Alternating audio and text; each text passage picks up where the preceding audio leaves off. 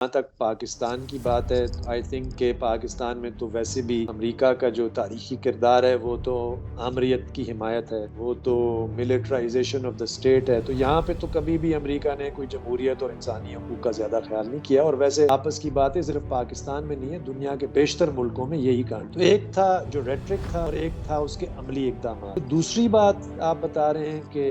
in terms of more specifically about the way in which individual liberties یا یعنی کہ نئے انداز میں جو فریڈمز آف ڈفرنٹ کائنڈس کا جو امریکہ لمبردار رہا، تو وہ امریکہ کے اندر بھی کشمکش۔ اب ٹرمپ صرف اس امریکہ کی نمائندگی کرتا ہے جو کہ ان چیزوں کو شاید ہمیشہ سے ہی غلط سمجھتا آ رہا ہے، کہ یہ آج سے نہیں ہے، 80 سال سے اس ملک میں ایک سیاسی اور معاشی نظام، اس سیاسی اور معاشی نظام میں اسٹیبلشمنٹ بالادست رہا ہے، اور پھر جو سویلین پارٹیاں ہیں، بڑی جماعتیں، وہ مقابلے میں رہتی ہیں کہ جی ہماری باری ہماری باری، اس کو نکال دیں مجھے لیں۔ اس میں جو چیز مس ہو جاتی، کبھی بھی یہ بات تو منظر عام پر آ جاتی ہے کہ اسٹیبلشمنٹ کی من مرضی سے ہوتی ہے چیزیں، لیکن جو چیزیں عموماً مس ہو جاتی ہیں وہ یہ ہے ایک انڈر لائنگ اکنامک اسٹرکچر ہے، تو چاہے جو بھی پارٹی بی ٹیم بن کر آتی ہے یا جو جاتی ہے، وہ اکنامک اسٹرکچر تبدیل نہیں ہوتا، وہ بگ لینڈ ہولڈنگز کی بات ہو، وہ انہی کے سامراجی اداروں کے مقروض ہونے کی بات ہو، وہ مجموعی طور پر صنعت کا ختم ہونا اور پھر ریئل اسٹیٹ کا ایک